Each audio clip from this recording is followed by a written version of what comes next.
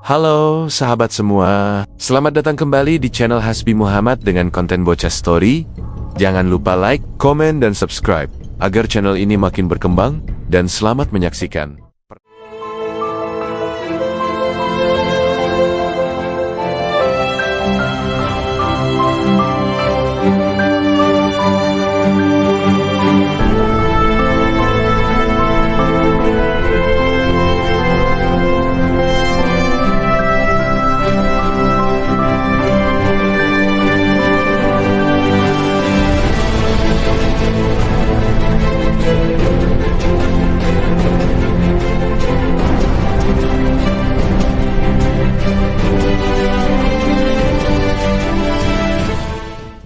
Pernahkah kalian bertanya-tanya, dari mana sebenarnya asal-usul kita, bangsa Indonesia? Siapa nenek moyang kita, dan bagaimana perjalanan panjang mereka, hingga mendiami ribuan pulau di Nusantara? Hari ini, kita akan melakukan perjalanan kembali ke masa lalu, menelusuri jejak peradaban awal di Indonesia. Siap? Mari kita mulai.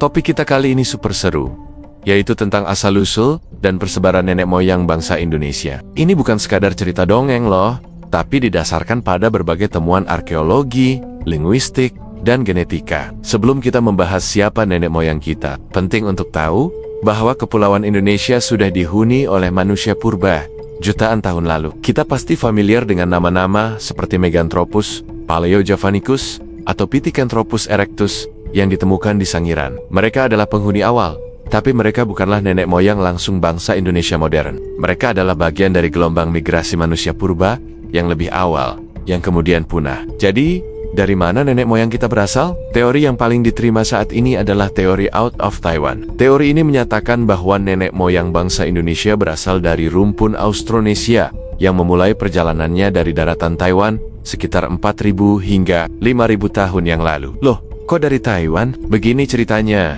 para ahli bahasa menemukan kesamaan luar biasa antara bahasa-bahasa yang dituturkan dari Madagaskar di barat, Pulau Paskah di timur Taiwan di utara, hingga Selandia Baru di selatan. Rumpun bahasa raksasa ini disebut rumpun bahasa Austronesia. Dan ternyata, keragaman bahasa Austronesia paling tinggi ditemukan di Taiwan. Ini menjadi petunjuk kuat bahwa Taiwan adalah tanah asal, atau urhemat, dari para penutur Austronesia. Bayangkan, ribuan tahun lalu, sekelompok manusia pemberani di Taiwan memandang lautan luas. Mereka bukan sekadar nelayan biasa. Mereka adalah para pelaut ulung yang mengembangkan teknologi perahu cadik. Perahu inilah yang menjadi kunci keberhasilan migrasi mereka. Dengan perahu cadik yang stabil, mereka bisa membawa keluarga, perbekalan, tanaman seperti padi dan talas, serta hewan ternak seperti ayam dan babi, untuk memulai kehidupan baru di seberang lautan. Gelombang migrasi pertama dari Taiwan bergerak ke selatan, menuju Filipina, sekitar 4.000 tahun yang lalu. Di sana, mereka menetap, beradaptasi, dan populasi mereka berkembang.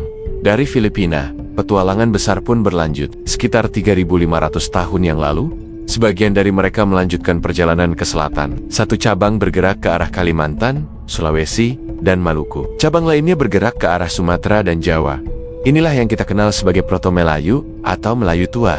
Mereka adalah gelombang pertama penutur Austronesia yang tiba di Kepulauan Indonesia. Mereka membawa kebudayaan Neolitikum atau zaman batu muda. Cirinya adalah mereka sudah hidup menetap, bercocok tanam, beternak, dan membuat peralatan dari batu yang sudah diasah halus, seperti kapak persegi dan kapak lonjong. Mereka juga sudah mengenal pembuatan gerabah dari tanah liat. Peninggalan kapak persegi banyak ditemukan di bagian barat Indonesia, sementara kapak lonjong lebih umum di bagian timur. Ini menunjukkan dua jalur migrasi yang berbeda. Para pendatang Proto-Melayu ini tidak tiba di tanah kosong. Di sini sudah ada penghuni sebelumnya, yaitu ras Australo-Melanesoid, yang merupakan keturunan dari migrasi manusia modern pertama keluar dari Afrika sekitar 60.000 tahun yang lalu. Mereka adalah para pemburu dan peramu. Ketika orang-orang Austronesia datang, terjadilah interaksi. Ada yang bercampur, ada juga yang membuat populasi asli terdesak ke wilayah timur Indonesia atau ke pedalaman hutan. Inilah mengapa kita bisa melihat keragaman fisik yang begitu kaya di Indonesia saat ini. Namun,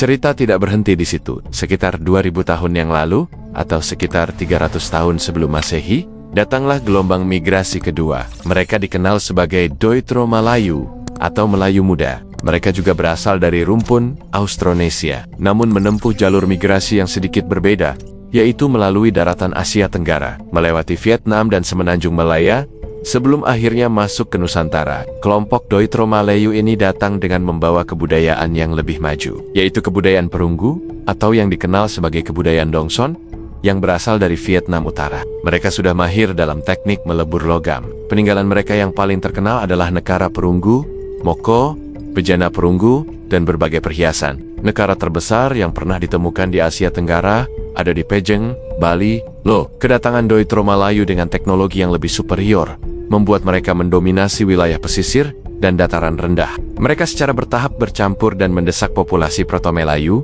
yang sudah lebih dulu datang. Suku-suku seperti Jawa, Melayu, Sunda, Bugis, dan Makassar diyakini merupakan keturunan dari kelompok Deutro Melayu ini. Sementara itu, suku-suku seperti Batak, Dayak, dan Toraja sering dianggap sebagai keturunan dari Proto-Melayu yang mempertahankan kebudayaan mereka di wilayah pedalaman. Sekarang mari kita bicara tentang bukti genetika. Penelitian DNA modern sangat mendukung teori out of Taiwan ini. Para ilmuwan mengambil sampel DNA dari berbagai suku bangsa di Indonesia dan membandingkannya. Hasilnya menunjukkan adanya penanda genetik atau genetic marker yang sama yang bisa dilacak kembali ke populasi aborigin di Taiwan. Ini seperti sidik jari genetik yang membuktikan adanya aliran gen dari utara ke selatan, sejalan dengan jalur migrasi yang kita bahas tadi. Menariknya, penelitian genetika juga menunjukkan kompleksitasnya. DNA orang Indonesia tidak hanya berasal dari Austronesia. Ada juga jejak genetik dari populasi Australo-Melanosoid, terutama di Indonesia bagian timur. Bahkan, ada jejak-jejak kecil dari migrasi yang lebih baru,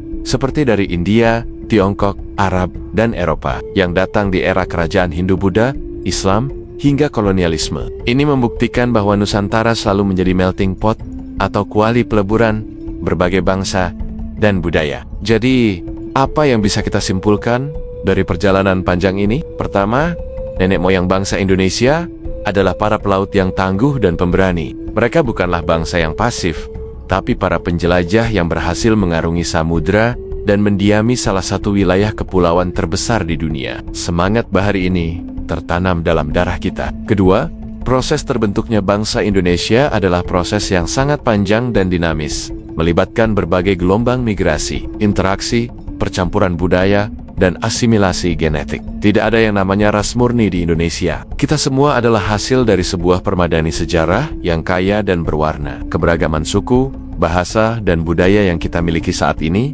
adalah warisan langsung dari sejarah migrasi yang kompleks ini.